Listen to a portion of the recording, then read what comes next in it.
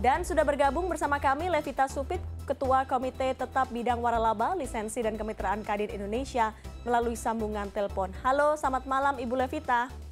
Selamat malam. Ibu Levita, ini sudah 10 bulan ya sejak kasus COVID-19 pertama kali diumumkan. Bisnis waralaba seperti F&B terdampak luar biasa. Bagaimana dengan saat ini kondisinya dengan kenormalan baru yang mencoba atau coba diterapkan oleh pemerintah? Ya, begini. Sepertinya bisnis yang kena dampak dari pandemi bukan hanya waralaba, tapi semua bisnis kena dampak dari pandemi ini, termasuk juga waralaba. Apalagi di waralaba itu yang paling banyak adalah F&B, ya, sehingga dampaknya itu amat sangat dalam sekali. Tapi di setelah bulan Agustus sudah mulai terjadi ada peningkatan, apalagi mall sudah boleh dibuka, ya, udah gitu gerai-gerai yang stand alone juga udah bisa dibuka. Jadi sudah ada peningkatan hingga pada saat ini. Begitu juga untuk bisnis waralaba F&B yang tadinya bukan hanya membuka gerai, tapi mereka pun sudah mulai menjual waralabanya kembali, seperti itu. Seperti yang kemarin kami lakukan Pekan Waralaba, Asosiasi Perhimpunan Waralaba Wali bekerjasama dengan Kadin, bekerjasama dengan Kementerian Perdagangan, kita mengadakan Pekan Waralaba, di mana di situ para franchisor sebagai pemilik bisnis waralaba mulai menjual bisnis waralaba mereka, dan itu pun direspon baik oleh masyarakat pada saat ini.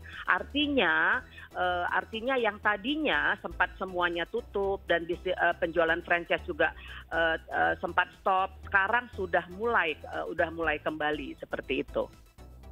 Tapi memang kalau kita lihat konsumsi masyarakat masih belum beranjak kalau kita dengar statement dari Menteri Keuangan. Sejauh ini seperti apa strategi yang coba dijalankan oleh para pengusaha untuk bisa tetap menggait pelanggan?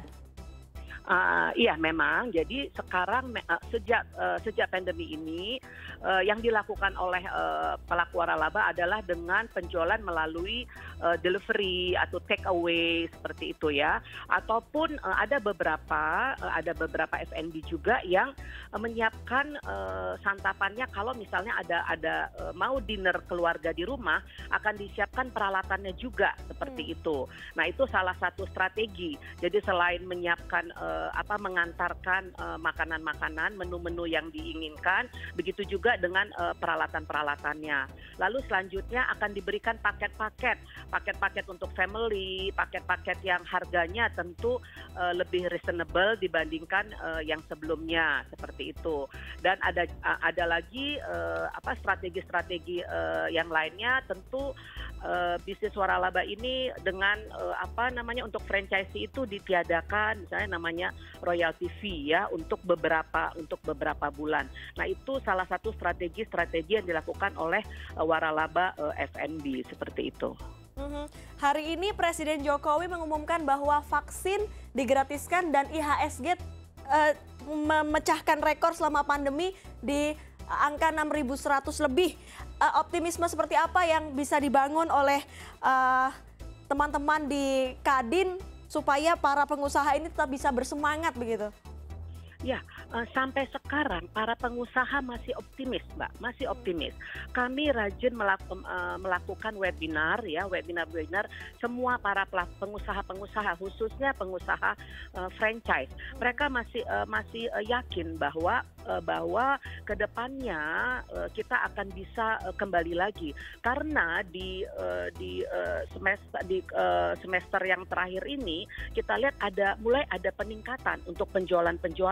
Dan kita lihat juga masyarakat juga udah agak bosen, ya, kalau makanan itu hanya dengan di take away atau delivery aja, seperti itu. Sehingga para pengusaha itu mereka buka tempat usahanya, tapi dengan memperlakukan seperti social distancing, ya, harus pakai masker dan cuci tangan dan segalanya, seperti itu.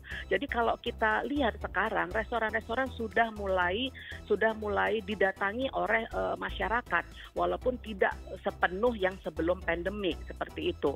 Nah, jadi ada peningkatan omset di semester terakhir ini. Itu yang membuat pengusaha itu semakin semangat dan optimis bahwa setelah vaksin itu mulai direalisasikan, tentu tentu omset akan lebih meningkat daripada yang sebelumnya, seperti itu. Baik, optimisme harus dibangun di tengah pandemi. Semoga di tahun depan ada sesuatu hal yang lebih baik dari tahun 2020. Terima kasih Ibu Levita sudah bergabung bersama kami pada malam hari ini.